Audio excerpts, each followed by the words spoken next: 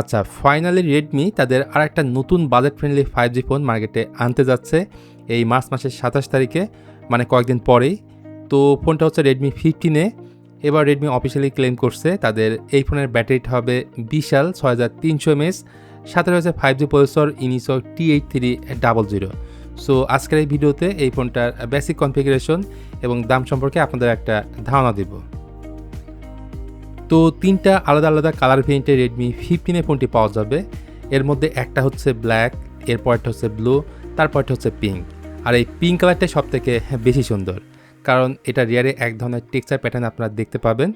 ফোনের পেছনের প্যানেলটা হবে ফ্ল্যাট, যার সাথে একটা রেক্টেঙ্গুলার ক্যামেরা আইল্যান্ড রয়েছে, যার মধ্যে একটি ক্যামেরা ও একটি এলইডি ফ্ল্যাশ লাইট আছে। ডিভাইসটির ডান পাশে থাকছে ভলিউম বাটন এবং পাওয়ার বাটন। নিচের দিকে রয়েছে type C charging port, primary mic, 3.5mm headphone jack and speaker grille. আর ফোনটার উপর দিকে কোনো নয়েজ ক্যান্সেলেশন মাইক নাই, যেটা থাকাটা দরকার ছিল। দুইটা সিম কার্ডের পাশাপাশি একটি মাইক্রো এসডি কার্ড ব্যবহারের সুযোগ থাকবে। তাছাড়া বিল কোয়ালিটির দিক থেকে এর বডি ফ্রেম, রিয়ার প্যানেল সবটাই থাকছে পলিকার্বনেট প্লাস্টিকের। আমি যতদূর জানতে পারছি এই ফোনে IP54 এর রেটিং থাকবে, যেটা টুকটাক পানি থেকে এই ফোনটাকে সেভ করবে।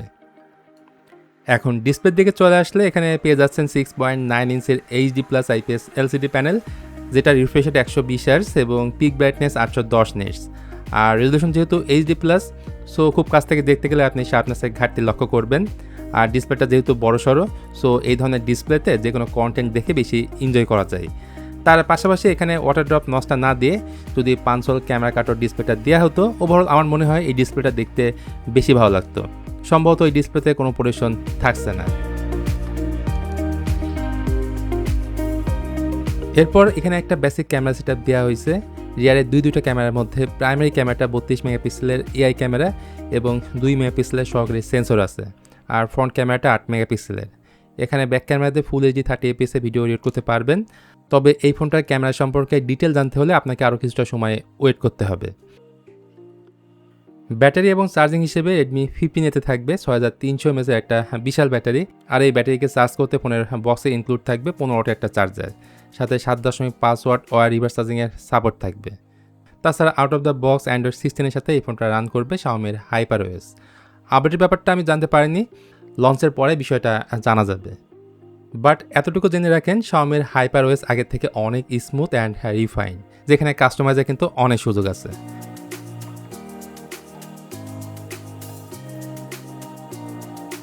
যাই হোক, রেডমির এই ফোনটায় পরিচয় হিসেবে থাকছে লেটেস্ট ইনিসো T8300, যা 6nm ফেব্রিকেশনে বিল্ড করা একটা 5G প্রসেসর, যা মূলত বাজেট ও মিডিয়াম ফোনের জন্য তৈরি করা হয়েছে। বিশেষ করে যারা কম দামে গেমিং প্লাস ভালো পারফরমেন্স চান, তাদের টার্গেট করে বেসিক্যালি এই চিপসেটটা বানানো। আর এই চিপসেটটা কম্পেয়ার করা যেতে পারে MediaTek Helio G99 এর সাথে। দুইটা চিপসেটের architecture 6nm, GPU same Mali G57।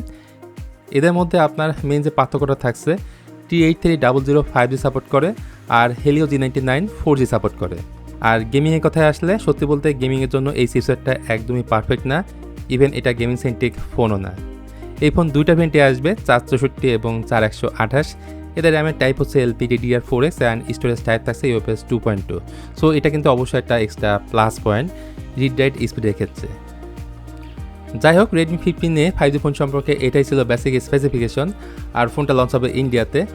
আমি যত জানতে পারছি 10,000 উপরে আশেপাশে এই ফোনটার দাম হবে। আর বাংলাদেশ থেকে যারা এই ফোনটা পারচেস করার চিন্তাভাবনা করছেন, তারা একটু ওয়েট করেন, খুব তাড়াতাড়ি আপনারা দেশের মার্কেটে এই ফোনটা পেয়ে যাবেন। তো গাইজ, আজকের ভিডিওটা আপনাদের কেমন লাগলো সেটা অবশ্যই জানান কমেন্ট করে। আর বাংলাদেশে এই ফোনটা আসলে দাম কেমন হতে পারে সেটাও জানান কমেন্ট করে। আজকের ভিডিওটা এ পর্যন্তই। সবাই ভালো থাকবেন, দেখা হবে অন্য কোনো টপিকস নিয়ে খুব তাড়াতাড়ি।